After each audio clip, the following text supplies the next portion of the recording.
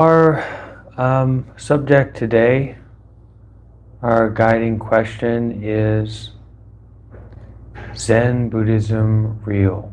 What is Zen Buddhism? What is Zen? And what is enlightenment for that matter? What is the truth?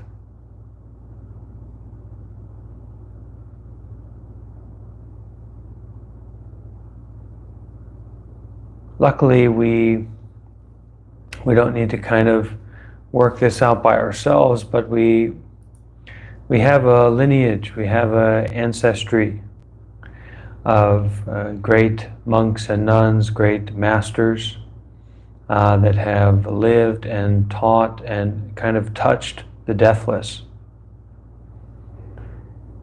Someone posted an article recently in our Discord community talking about these two ways of what is the Sangha, what is the Buddhist Sangha. So the deeper meaning of what the Sangha is actually those who have touched the deathless, those who have experienced the truth. So you don't need to be a monk or a nun, you certainly don't need to be a Buddhist to have touched the truth, to have experienced that which is not about anything or anyone or any place or any time in particular. And then the other side is the community of Buddhist monks and nuns.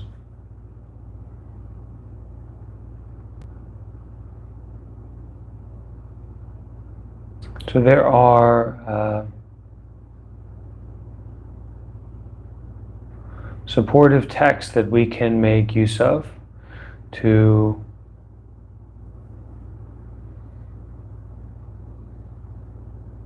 inform this questioning or inform this investigating into the truth, or this question of, what is this?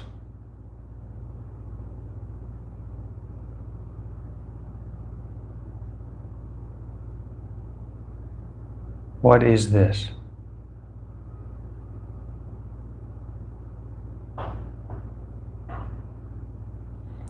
If we look at the videos of monkeys, right, the baby monkeys or the chimpanzees or small monkeys or big monkeys, what have you, they are remarkably similar to us.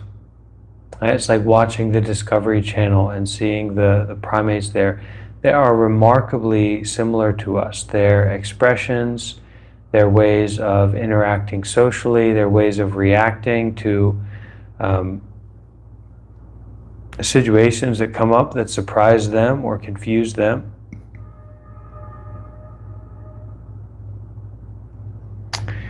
And scientifically, we are considered to be great apes, right? Homo sapiens.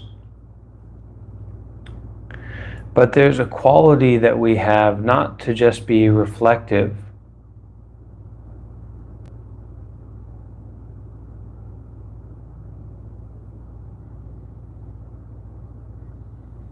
but to detach from the body and mind, to detach from our life, to detach from our labels, our ideas, our stories.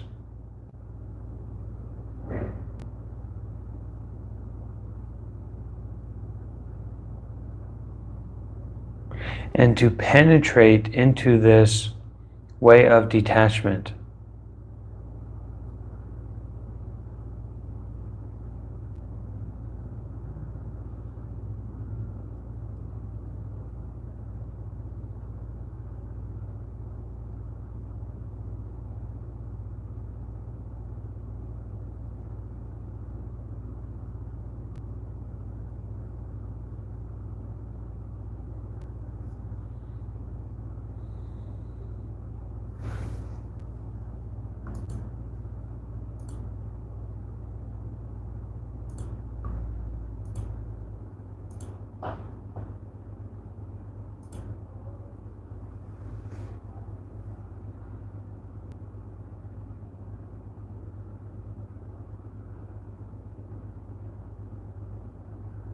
So whether we call it Buddhism, or we call it the truth, or we call it reality, or the deathless, or the ultimate,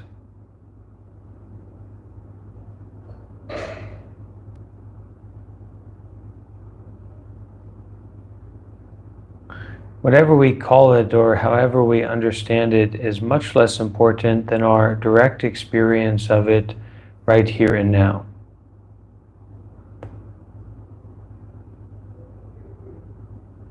This direct experience is where we can ask a great question. We can bring up this great curiosity of what is this?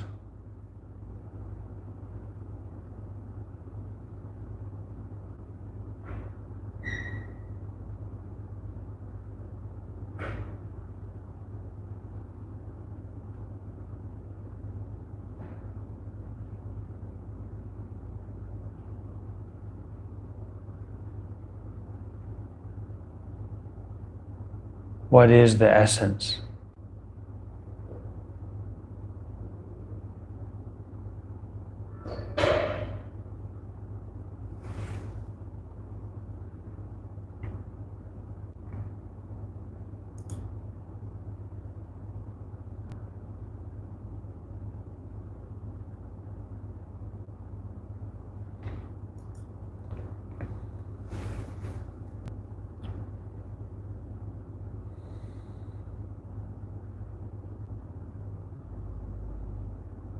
Do we need an answer?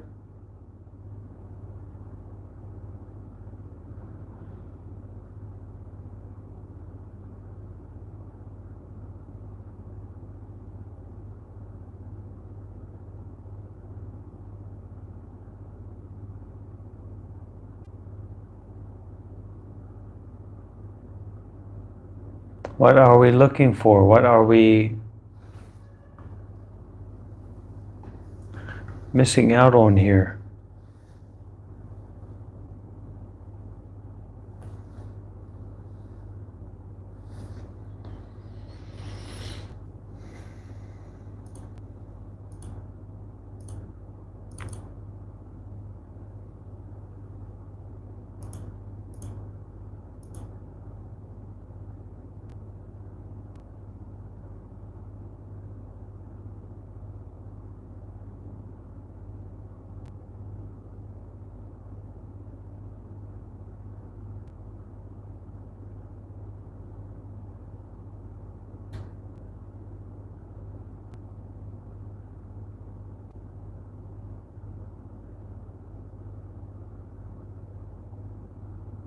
All right, go ahead, Virgil. You can unmute your mic and share your point.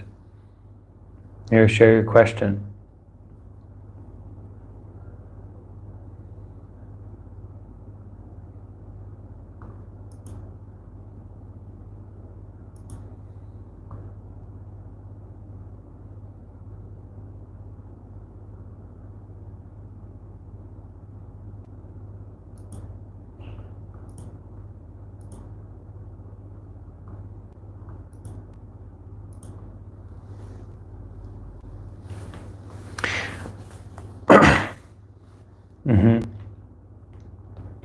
Well,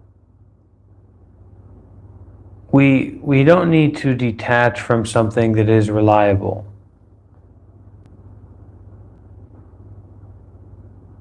If something is reliable, then, well, we don't need to detach from that, right? It's reliable. It's not faulty. It's not to be abandoned. It can be relied upon, so we don't need to detach from that.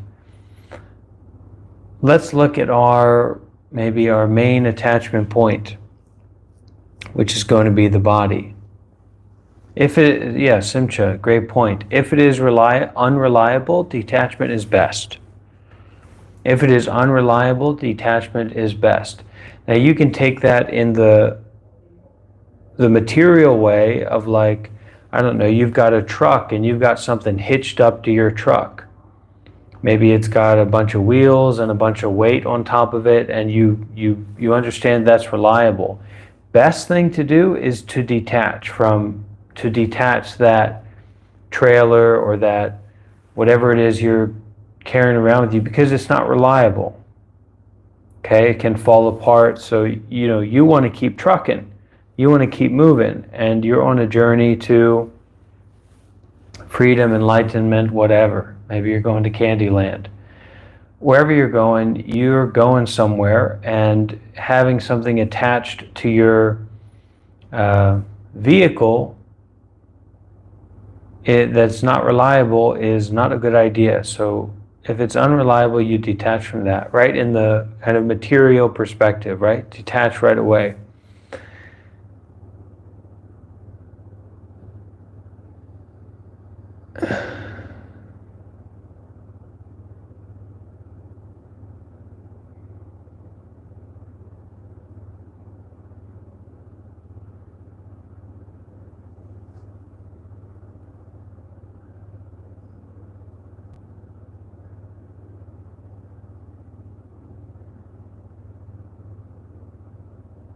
If it is unreliable, detachment is best.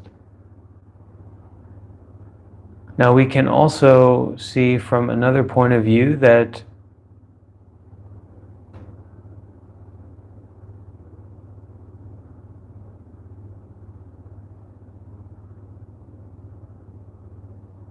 our attachment is unreliable.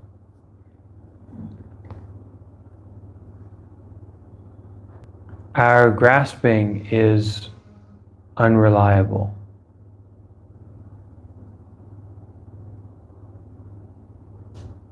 No matter how much force you apply to try and hold on to something, you can't hold on to it.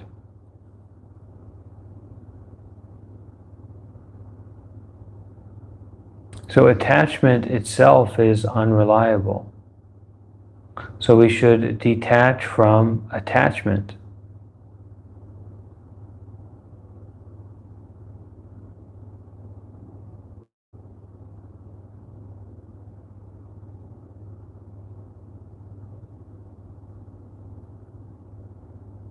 Actually, a lot of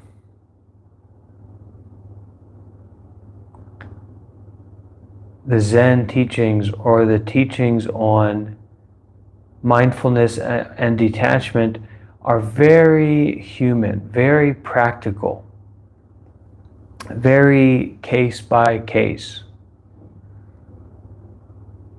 So what is your situation? What is your case? What are you dealing with? What are you facing right now? That's what you should know about deeply and directly. Not through thinking, but through experiencing.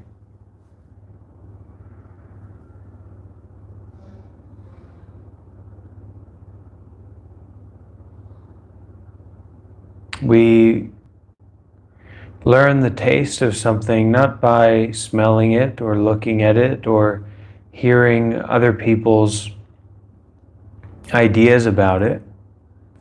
Oh, it smells good, it smells bad, tastes good, tastes bad. Well, so what? You have to go and you have to put it in your mouth and have a taste. Chew it, experience it. Now you know about the taste for yourself. So anything in our life is also like that, to face it, to have an experience of it.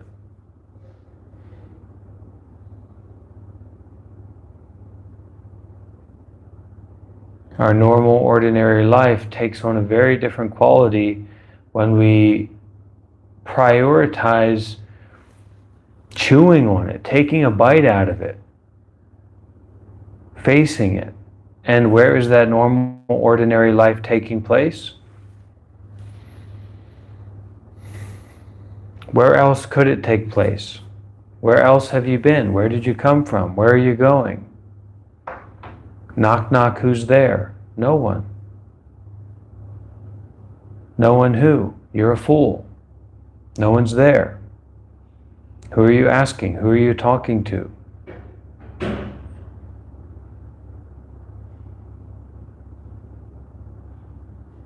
But Zen is not about getting, kind of worked up in riddles or going off on tangents. It's a matter of the truth that is the truth of the Buddha, that which can be experienced directly for oneself. It is to be experienced for oneself, not to be believed in, not to be made into an ideology, but to have a direct experience of it.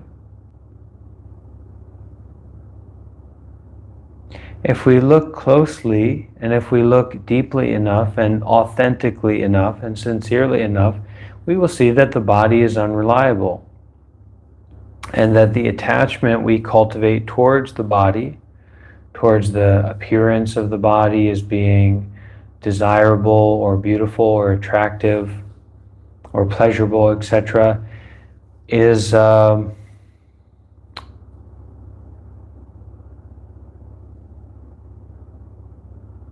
going to eat strawberries in a poison thorn bush. It's very dangerous. Yes, strawberries are sweet, they taste good, they look good, but if you realize that the only place where they're at is in this poison thorn bush, you're going to be very, very careful about what you're doing.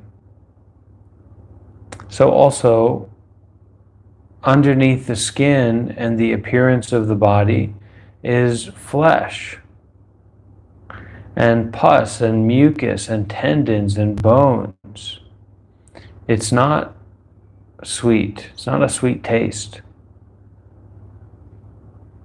And the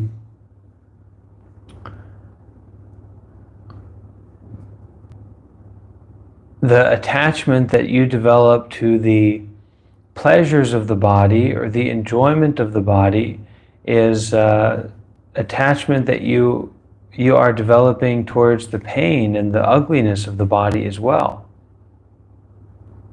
So if it is unreliable, if it is ultimately undesirable, it is best to detach.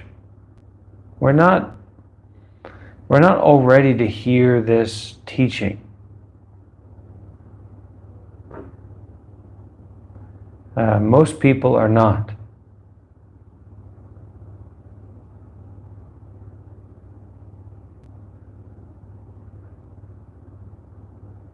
Attachment limits us. Attachment means that you can only eat macaroni and cheese. You can't eat anything else. Attachment means that you cannot leave the country. You can only stay in your country. Attachment means that you cannot meet new people. You can only meet the people that you know. Detachment means everything is available. Everything is accessible. Every moment is the fundamental essence of life. With mindfulness and detachment, this becomes naturally clear. This is the fundamental concern of what we call Zen. And this is a tradition that in the Zen folklore, we say originated in the Buddha's time when he was sitting with some of his best monks, and the Buddha held up a flower, looked around at his monks, and one of the monks smiled. And that was a recognition of the essence of the Buddha's enlightenment.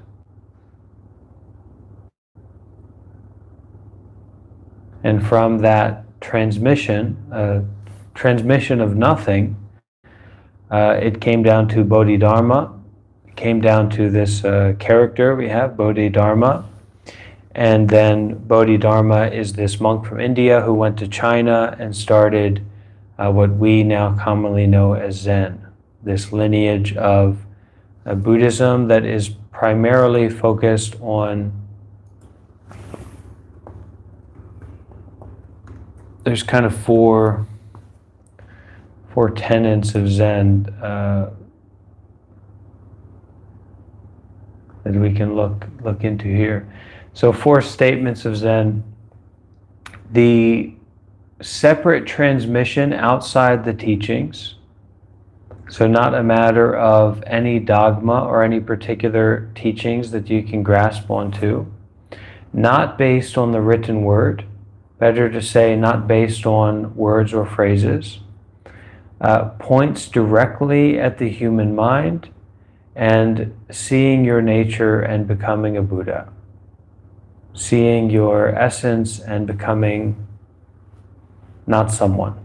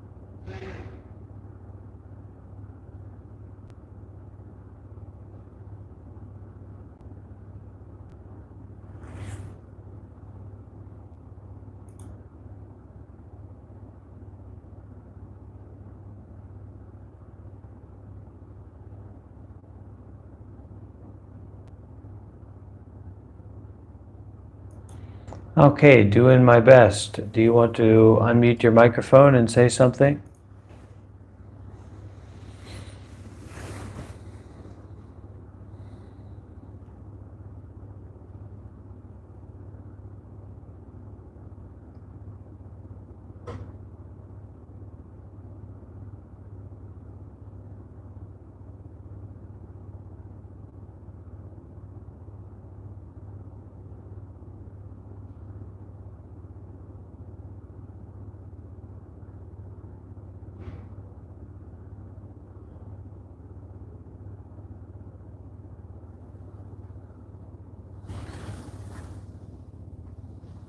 Well, that's okay.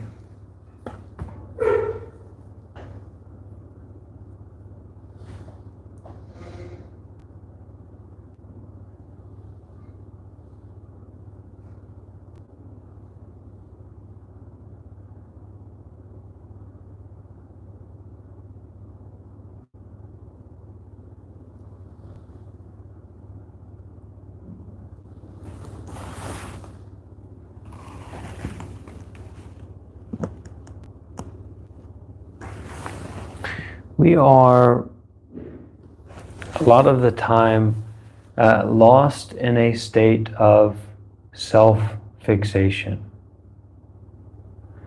Lost in a state of I, me, mine.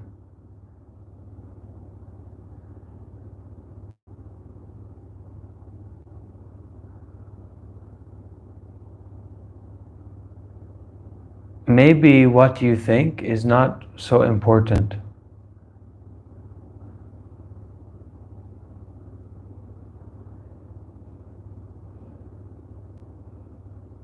Maybe what you are easy and comfortable to attach to and to fixate on is not particularly helpful. But unless we are willing to detach from what we pick up, what we think is important, what we are holding on to, then we can't look more clearly at the actual situation that we're in. which is a life and death situation. This is a matter of birth and death. This is a matter of reality itself, not words and phrases, not stories, not beliefs, not ideas, not labels.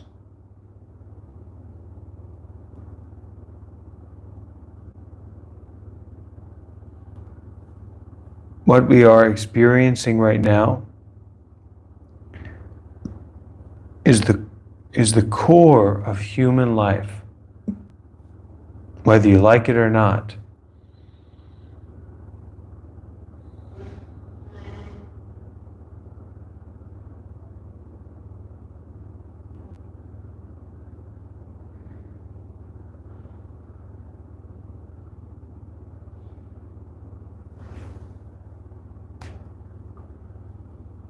Go ahead, Kane.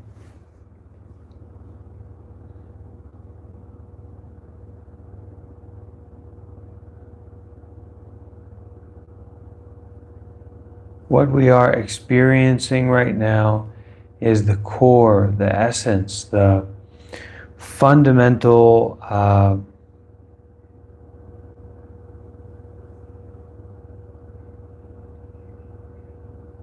moment.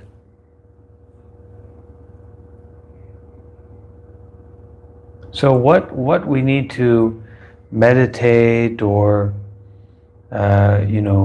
control our mind or focus on our breathing or something like that, why do we need to add this extra layer of contrivance onto something that is so fundamental, so essential, so at the heart and at the core of everything?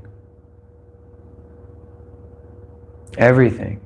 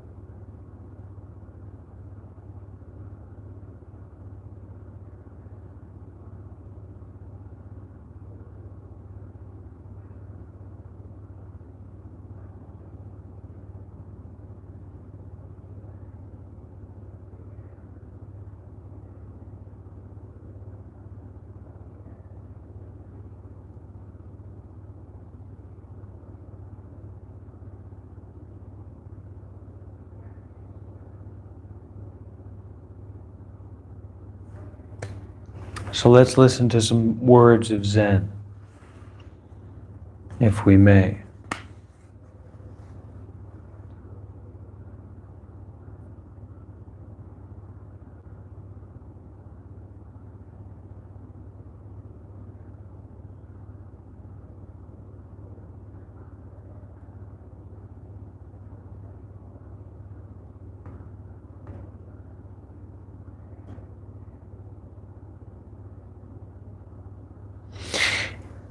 Just you.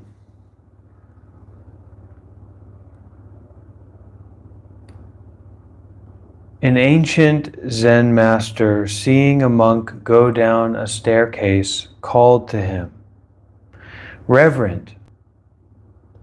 The monk turned around, whereat the Zen master said, "From birth to old age, it's just you.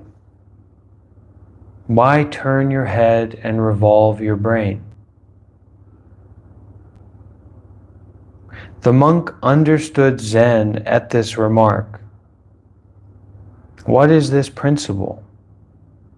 From birth to old age, it is just you. Tell me, who is this? As soon as you arouse the intention of seeing who you are, you don't see yourself. It is hard to see yourself. Very difficult. People today say, I am myself. Who else could I be? 99 out of 100 understand in this way. What kind of grasp is this on the matter? If you understand in this way, how do you understand the matter of from birth to old age? How can you see that it is just you?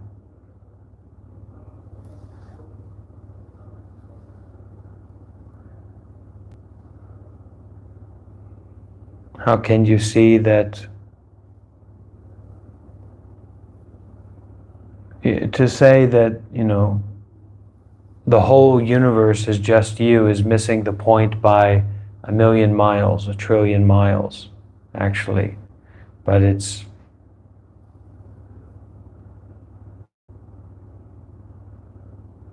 helpful to detach from the self-fixation on the body, on this body. A little bit helpful.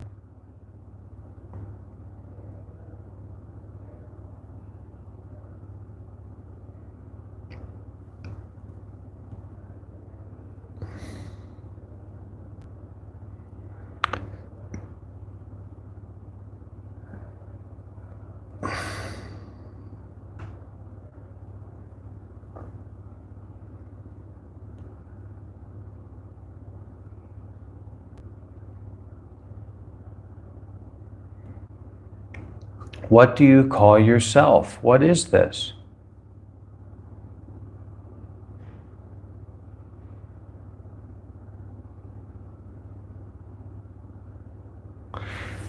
Widen out, open out, brighten out.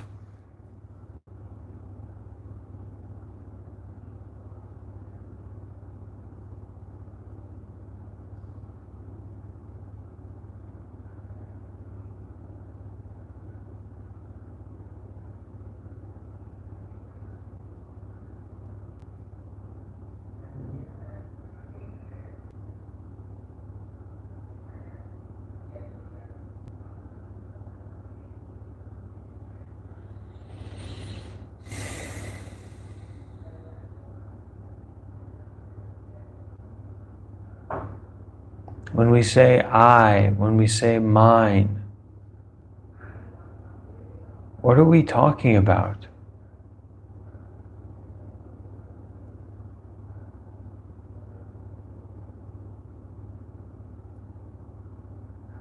There is the Zen koan or the Zen wato. Who is it that is dragging this corpse around? This body from birth till death, this whole life since you're born, has at its nature to become a corpse. And because we are the modern educated people, we know that mostly this body is not going to be around. So who is it that's dragging this corpse around, dragging this body around?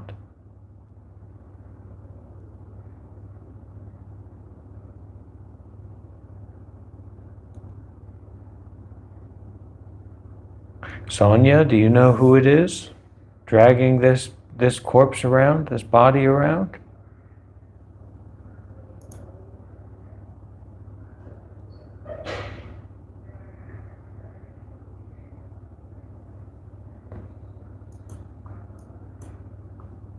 What is it?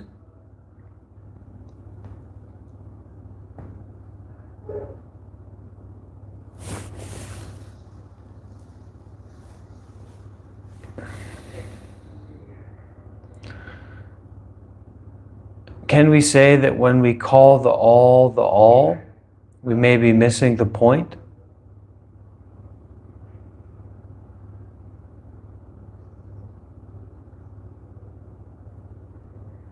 Who is it that knows what is all?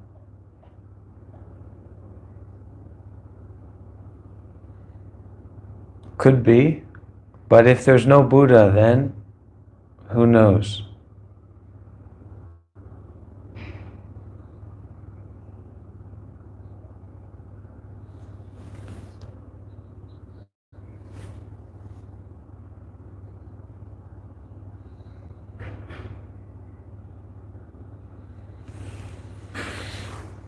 So not about the Buddha, not about Buddhism.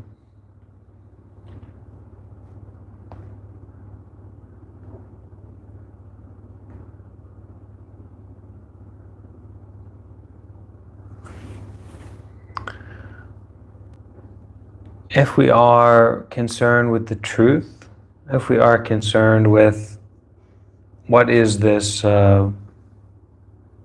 self, what is kind of taking responsibility for this body and moving it about and, taking care of it. If there's no Buddha, then who is the one that is carrying this corpse around?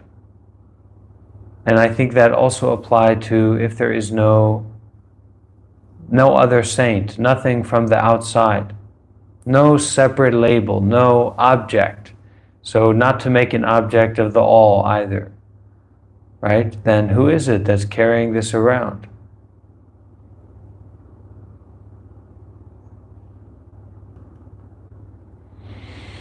Maybe it's the rainbows and the daffodils that are feeding the bunny rabbits their clovers.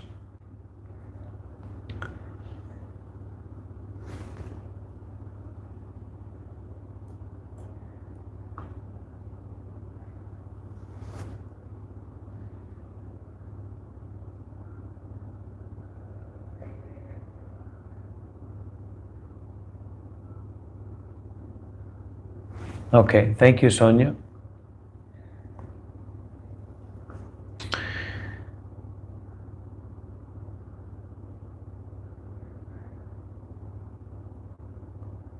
Okay, let's have another word, a few words of Zen about misapplication. Misapplication. Buddhism is an easily understood teaching that saves energy. But people cause themselves pains. The ancients saw people helpless. So these great monks and nuns or enlightened people of the past, the ancients saw people helpless and told them to try meditating quietly. This was good advice, but later people didn't understand what the ancients meant and closed their eyes, suppressed body and mind, and sat like lumps waiting for enlightenment. How foolish.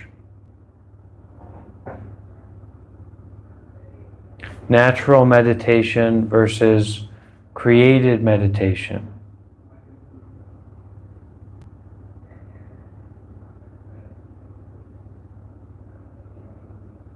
But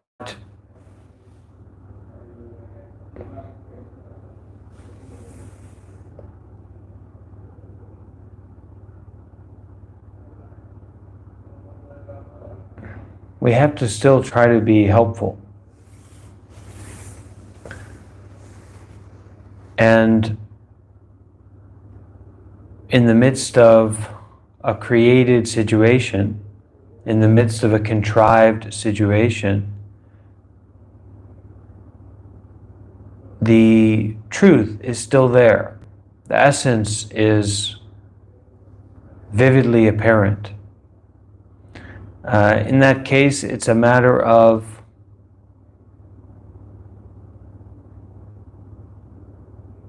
the application of recognition.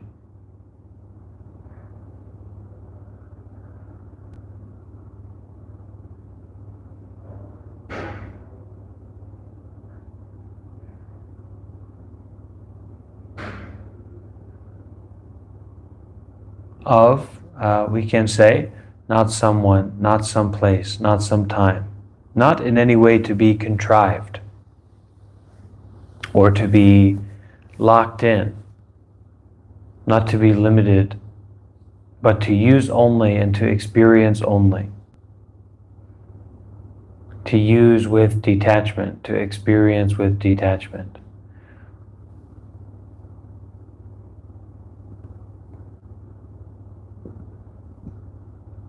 The created truth or the contrived situation or the created meditation is not an excuse to become attached or to become lost in someone at some place or some time. But rather it is a essential reminder to recognize impermanence.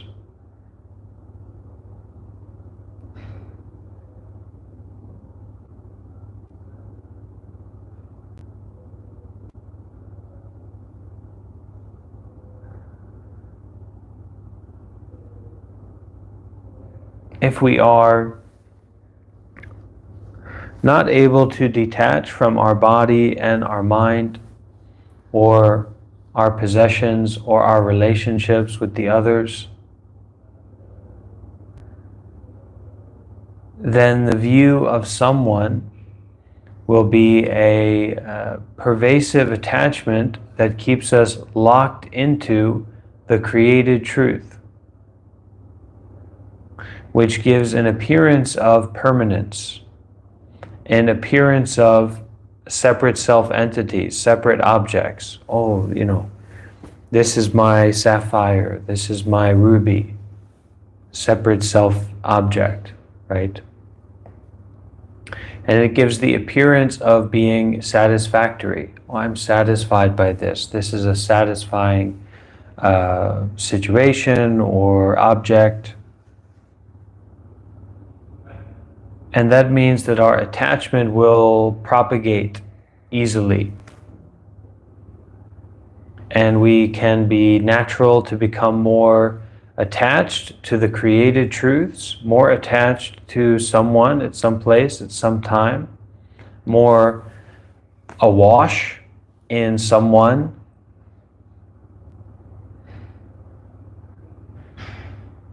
more tangled in a narrative about life rather than experiencing life itself. So we should take our recognition of the people, our experience of the places, our awareness of the situation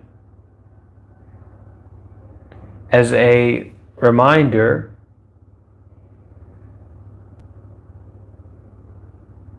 of the truth, which is certainly not someone, which is certainly not some place, not some period of time.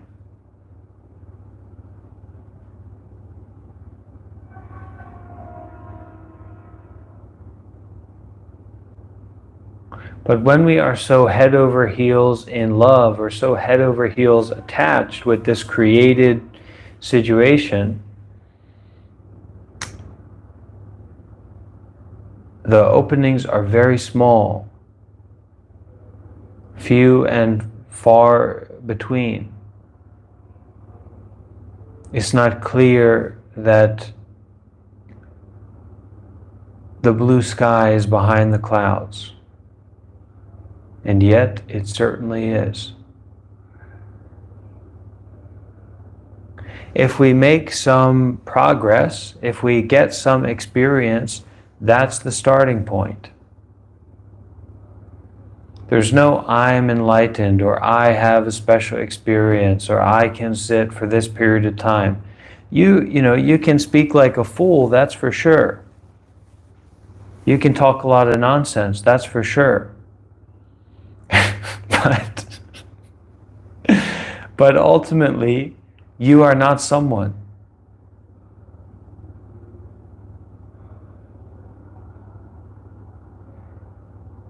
So who is dragging this corpse around? Sirens in the distance are not too important.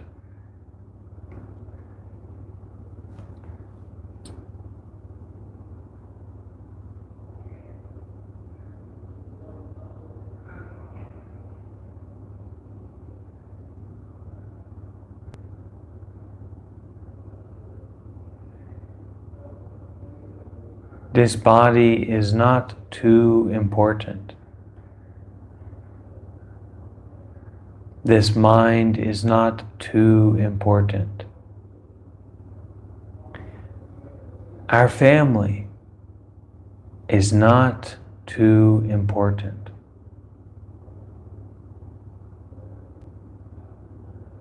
Mindfulness and detachment are very important. The truth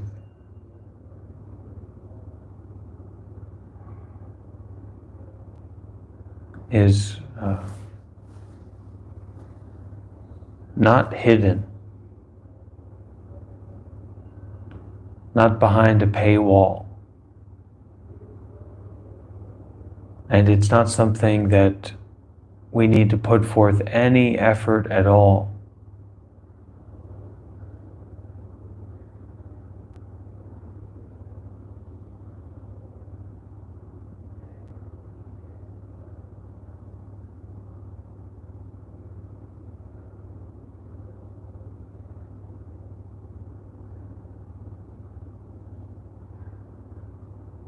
It's just like waking up in our own bed, waking up exactly where we're supposed to be. There's no effort required. It's just nature.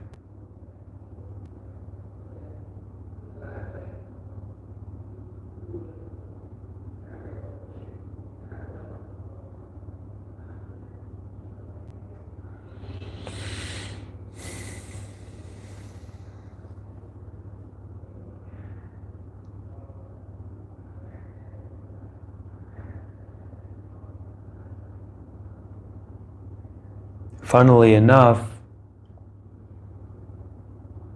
interestingly enough, recognizing that most of the things that we consider to be very important, recognizing that they are not so important, gives us the space and the depth and the wholeheartedness to really attend to them on a deeper level.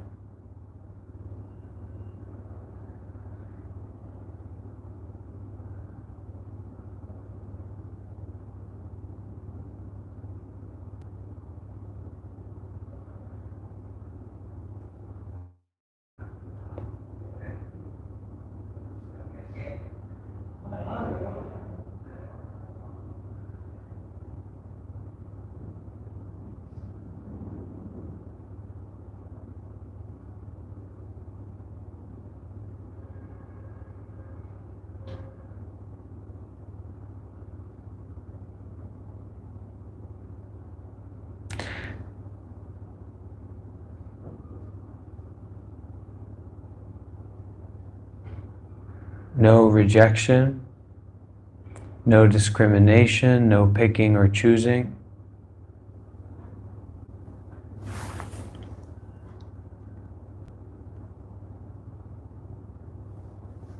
No discrimination.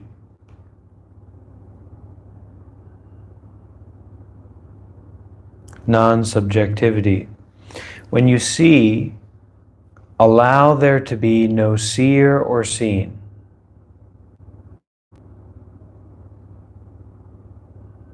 Vividly accessible.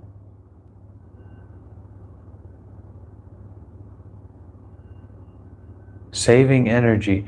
When you see, let there be no seer or seen. When you hear, let there be no hearer or heard. When you think, let there be no thinker or thought. Do not be someone. Cut the crap. Do not be someone.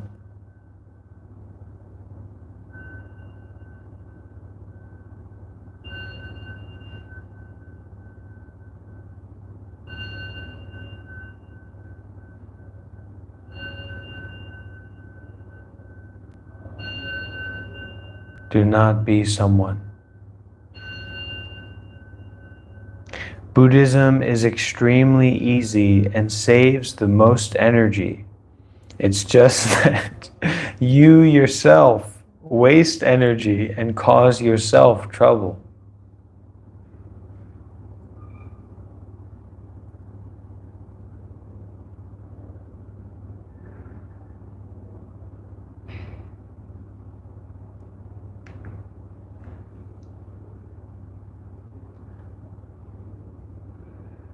The veil. Yes, go ahead.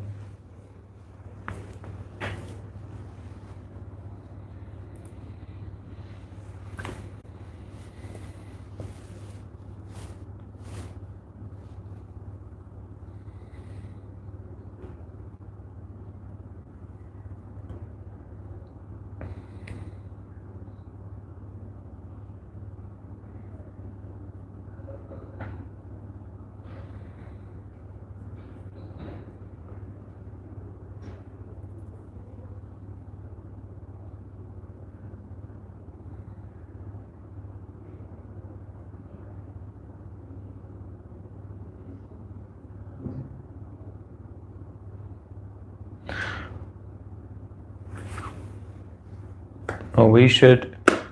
Yeah, I think that's good, but we should say that everyone is not someone. Everyone is not someone. Yeah.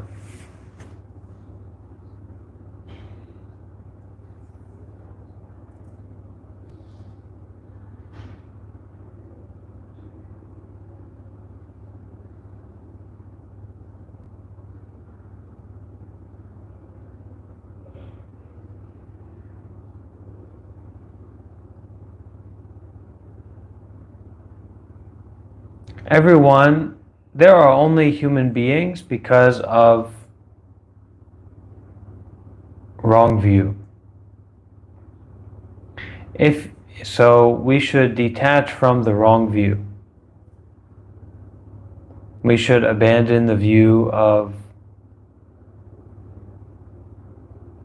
beings.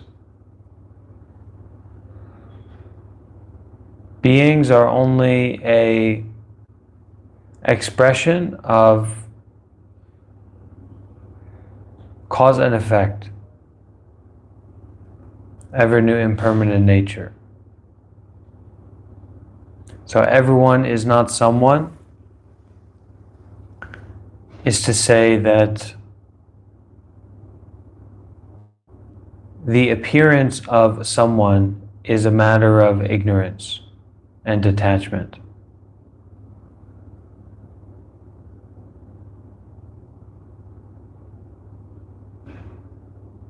So that who is dragging this corpse around is the same someone who is in the middle of the sun, cranking levers and getting everything cooking for all of us here on earth. It's the same person.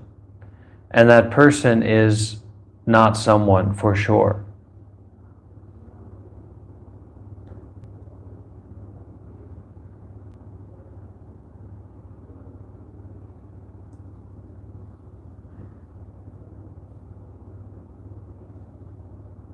And that is to be the brightening of the sun. That is to be the parting of the clouds. That is to be the brilliance of the rainbow. Not seen vaguely, not seen from a distance, but right in front of you.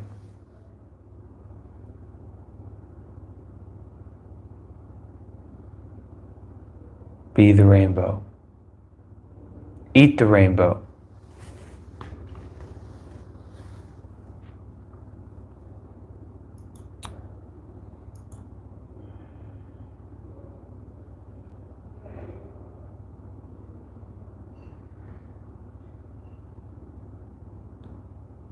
And this is not a disassociation. We're not disassociating from our lives.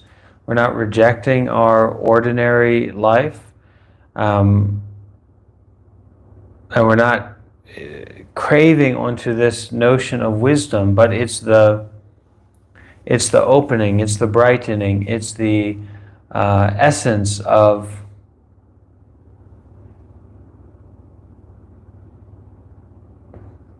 the natural mind. Natural situation. So here, there's an interesting point here, the veil of light.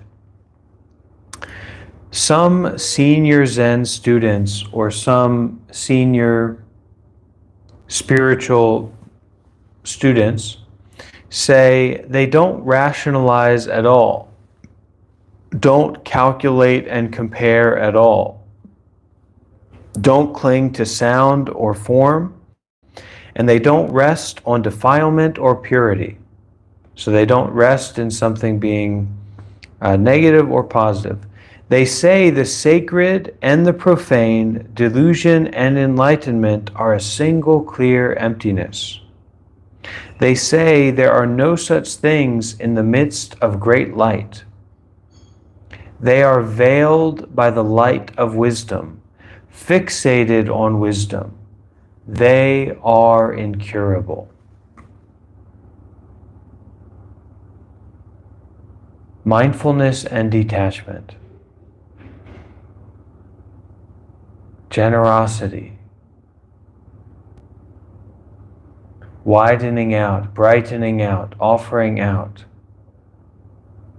Not about someone, not about some place, not about some time. Doing only, experiencing only, helping the others. Doing for all.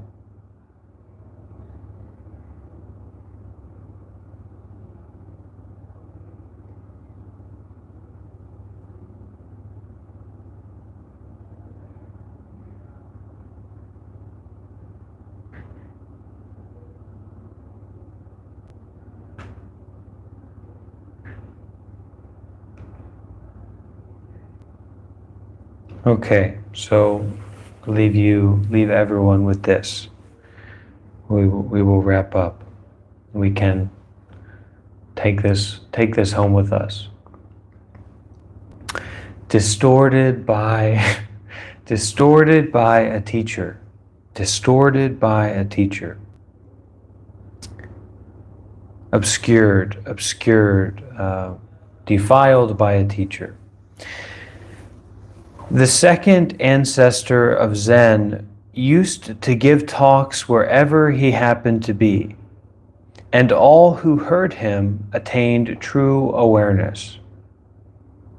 He didn't establish any slogans or talk about causes and effects of practice and realization. In his time, there was a certain meditation teacher who sent a top disciple to listen in on the Zen ancestor. The disciple never came back. The meditation teacher was furious and took the occasion of a congress to upbraid his former disciple for disloyalty. So this meditation master took up some gathering, some communal gathering as a time to upbraid, to call out his former disciple for being disloyal. The former disciple said, "My perception was originally true, but it was distorted by a teacher." Later, someone asked a Zen master, "Where is my power of perception?" The Zen master said, "It is not obtained from a teacher." This is the way to attain Zen. An ancient said, "The way is always with people, but people themselves chase after things."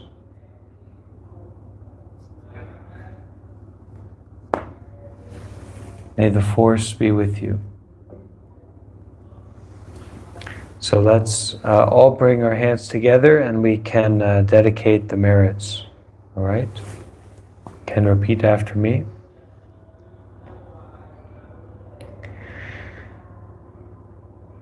May all the merits that we have done till now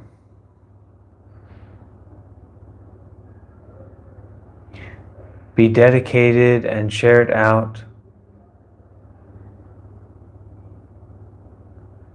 toward all sentient beings.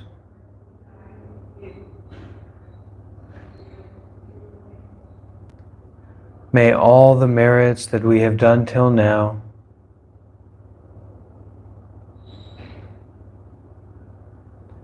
be dedicated and shared out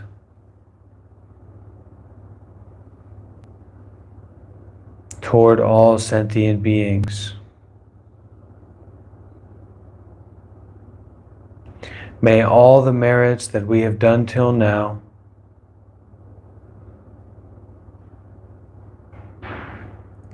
be dedicated and shared out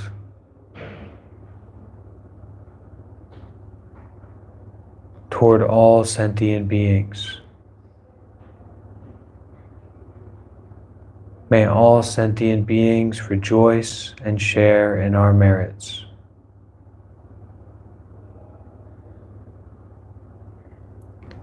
Sadhu.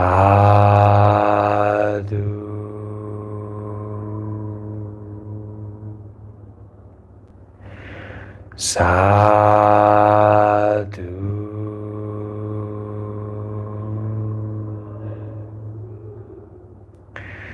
Sadhu.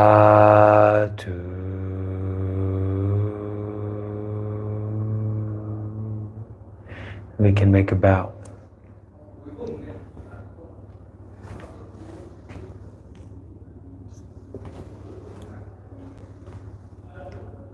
Okay, my friends, so thank you for joining me. Is Zen Buddhism real? I don't know, but let's continue. Okay, see you soon. Bye-bye.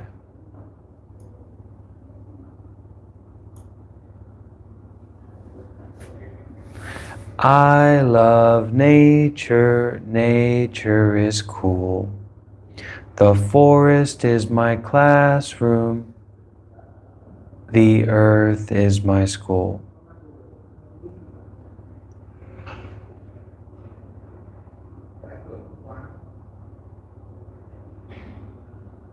Animals are my friends, and on this world all life depends.